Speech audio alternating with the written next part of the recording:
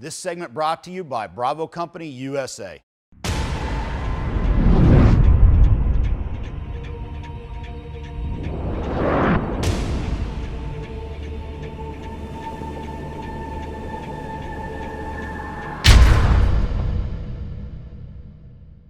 Hey gang, Larry Vickers, Vickers Tactical Channel. I'm out here at Gunsite, courtesy of our good friends, Mile High Shooting Accessories.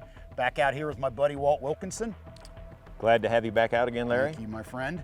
One of the things I wanted to do on this trip was kind of take you guys through some of the shoot houses and some of the methodology that Gunsite has, because they were really the place that just started for law-abiding civilians to come and get this training. True, Larry.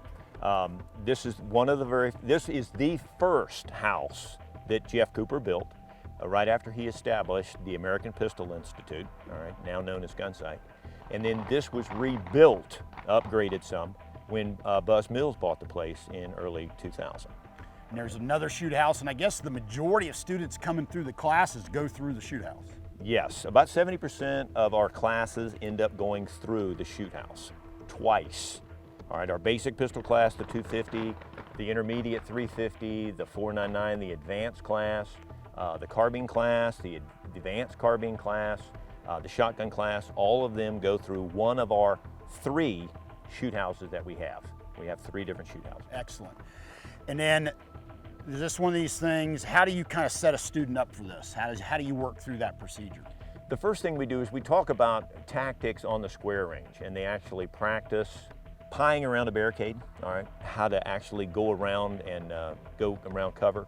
Also, we have doors that we have as props on the square ranges, and they're taught how to open a door from different angles, push, pull, this side, that side. So they get that training, and then we bring the students over here and walk them through with an instructor talking about tactics on thinking, primarily thinking on how to solve the problem. And then once we've done that, the next day, they go to a completely separate house that they've never seen before with a closed door in front of them and go in and solve the problem. And we were talking about here, and I guess it's important to point out, this is not team tactics, this is individual wound clearing. This is true, and it's the individual, okay, and that is huge difference. You know, I get guys here from SWAT teams, the FBI, Sheriff's Department, GRS guy came through, and you just have to remind them there is no one with you, all right? You must back up. And that's the biggest problem, is that the tactics of a team and the tactics of an individual, totally when you've got 360-degree responsibility, very, very different, very different. Good deal. So what's the next step for us? How are you going to kick it off for me? So what I'm going to do is basically do the very same thing that we would do for our students. I'm going to take you into a house, all right, and we'll talk about how to enter this door, how to handle the hallway, and go through, answer your questions, all right, and then we'll go through exactly as a student would, all right, closed door, and you'll go through and shoot one live, a completely different house that you have not seen before. Just like a student does. Just like a student does. Good deal. Yes. All right, time to get to it. All right. Walt, let's kick it off. Okay, so we're going to start on the outside of the building and work our way in, Larry. All right. The outside door is probably one of the most difficult and most time-consuming ones that we have, because you're out in the light and you're looking into it, possibly a lower light, not necessarily black inside, but darker, and your eyes have to adjust to that, all right? A lot of considerations on how you're actually going to approach and open this door, all right? Yeah, ideally you want, if possible, correct, you want to open it where the opening works in your favor. Correct. And not works against you. Yes. The safest way to open a door is from the knob side, all right? So that when you pop it, you're not in front of it, and you're able to move away and be hidden from anybody inside. However, as I move backwards, what am I exposing myself to? Also, if the doorknob is on the right-hand side, when I work my way around, as we call pieing that door, and I'm a right-handed shooter, I expose more of myself going from right to left than I would from right, left to right. So all these things come into play. Is my shadow going to go across the door? Where's my escape route? Always and never, and make the right decision. That's what we focus on. Good deal. Well, let's kick it off. All right. So now so I approach it from this side. You All wanna right. Open it, right? And one of the first things is get that distance, right? So move back. Clear as much Now, as once you get a can feel from for the here. room, start pieing around. All right. Now, when you see a door close back like that, how do you guys Continue teach to on handle it? around and do the best that you can. Got it. And at some point, you got to reopen the door. Got it. All right. So continue to work around. Now, one thing we just talked about is you were talking to me about how Making high. Sure, yeah, depress your Yeah. handgun so that you can see the closest possible threat.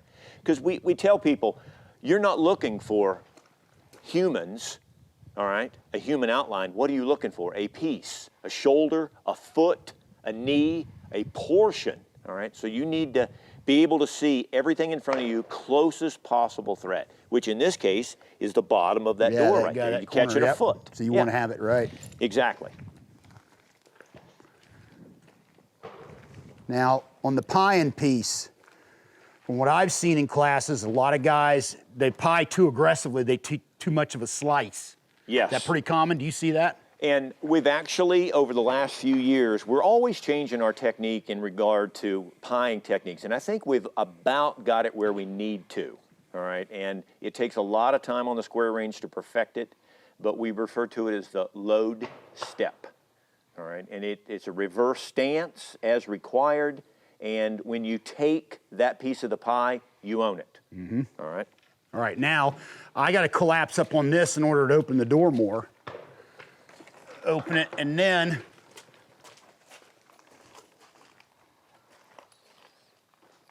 oh, I see a bad guy through the crack. Boom, boom. Do you teach to engage through the crack?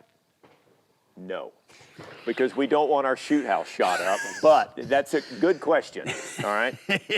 And that's exactly what happens. A lot of times when we position a target like that, we will push the door all the way open and pin it in place if the wind or something's going on. Got it. But yeah.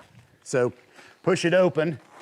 Then where you're gonna go is a position of advantage for the room. Got it. All right. So in this case, based on what I've seen, I want to come here. And that's exactly what we teach. You can outshoot your adversary. Distance is your friend. All right, and work it from back there as opposed to here. Yeah. All right, and then go on around. And you move on around. Okay, I see a threat. Engage. Okay, T's down. I need to make sure that room's clear. So I've already seen in that corner. Yep. Bring the handgun in, work your way around. Compress it. All right. And it's clear. Now you'd automatically engage on your next threat area, which is this closed right there. door. Right Okay. there. We got to figure out what side we're going to open it from. Well, Right. we've got just one option here. So the important thing here is set your stance up so that you can launch backwards and get to a position of cover, position of advantage. All right? All right. From here, open Look. it up. And he's got a beer bottle. Give him verbiage Right. in order to get him to Talk comply. to him. That's right. All right. All right. And I'll say he's out of the play of the problem. All right. All right. And then I want to keep moving. I see something down below. Boom, boom, boom. Dropped him. And there you go. Back up. Distance is your friend. Nice and smooth. Nice and smooth.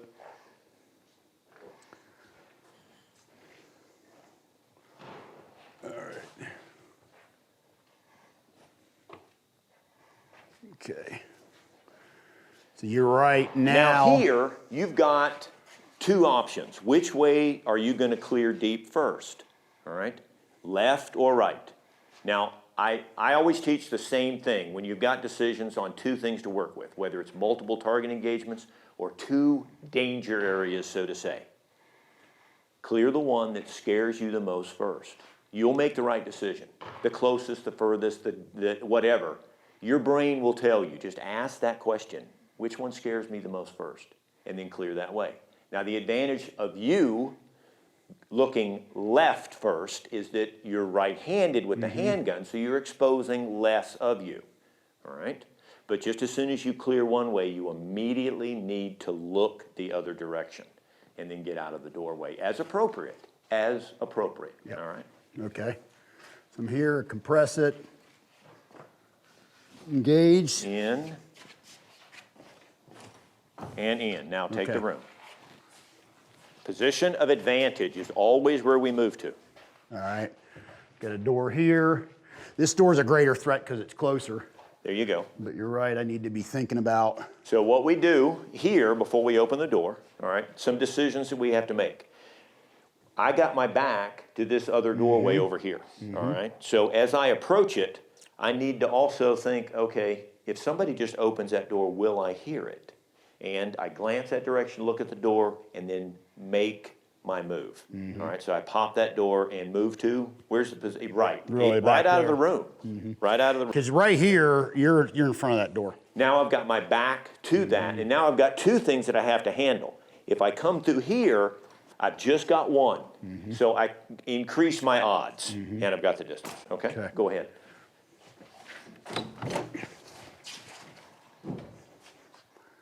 All right. Glance right toward me to make sure this door is still as it should be. Yep. And then just nice and slow, depress your handgun.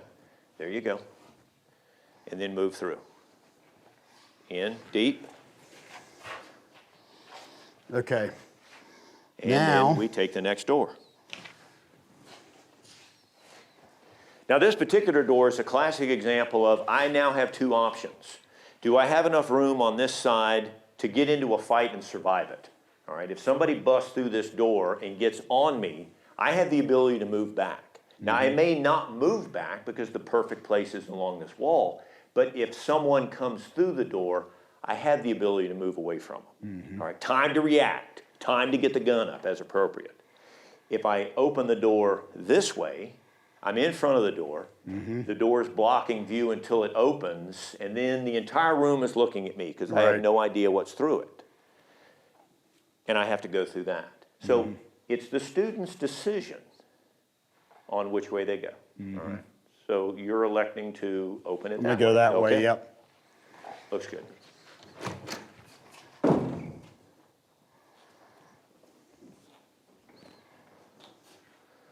And always using distance as your friend. Good. Distance gives you advantage over your adversary, marksmanship-wise, and time to react. Give him verbal commands to get down, comply. There it is, because he's not a threat to us, all right, but we want to move him. Now I'm moving up to this other door, which is already open.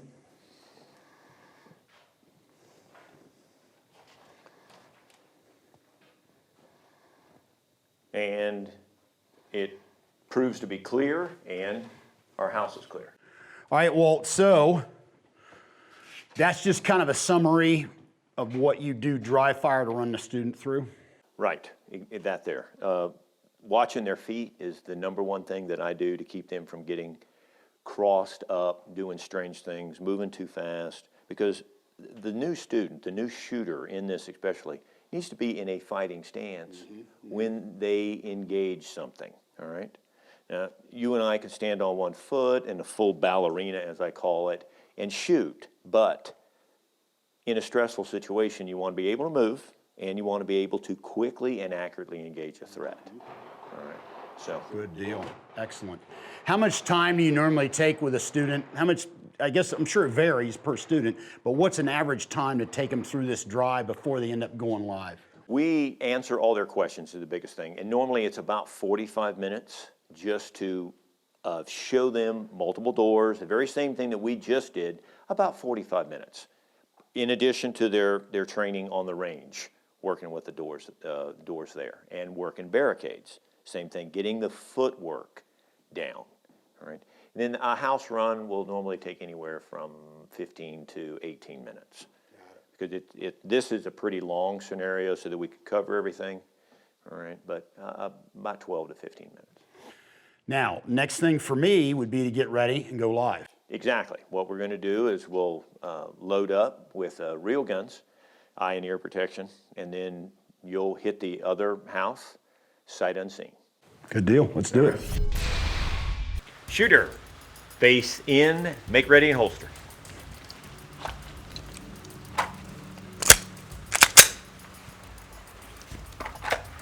All right. You have any questions? No. All right. Remember, air is important. Use it. Draw to low, ready. Move.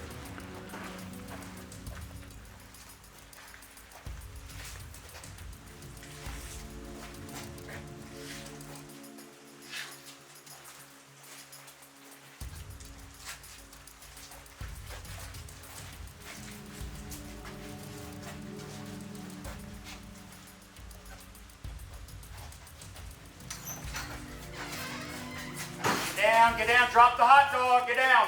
He is down, out of the play of the problem. Continue.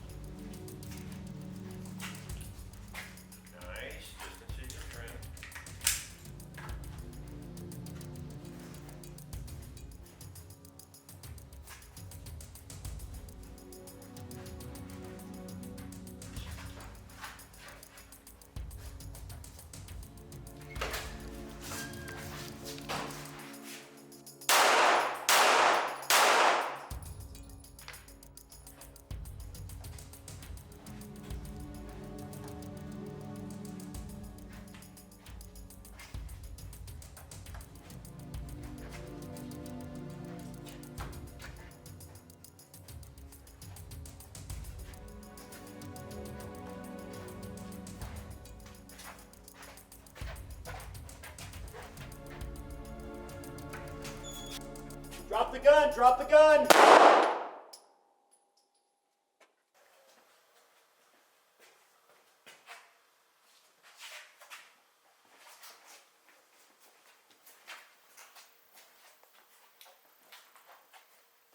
Shooter, tack load and holster.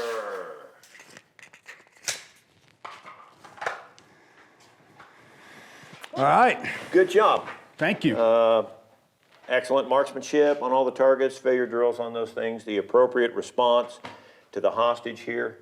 Movement was good. I liked your decision-making process on what side of the door to open and your movement backwards, distance being your friend, always a key thing. Boy, ain't that the truth. That allowed you to take small pieces of those rooms that you had to handle. You know what else too, is I noticed, even when you look and see where you're going, it's still not uncommon to bump into a doorway. But that's something people need to be aware of, especially daylight like this. Think about it at night. Exactly. And you know, in a real actual house of something, furniture and things are a lot closer. So I stress a lot, look to where you're going to go and then move. Yeah.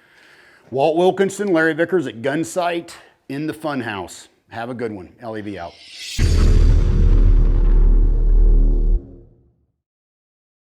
Hey, Larry Vickers here. I hope you enjoyed this video. Click here to subscribe to the Vickers Tactical channel and take time out to check out some of our other favorite videos.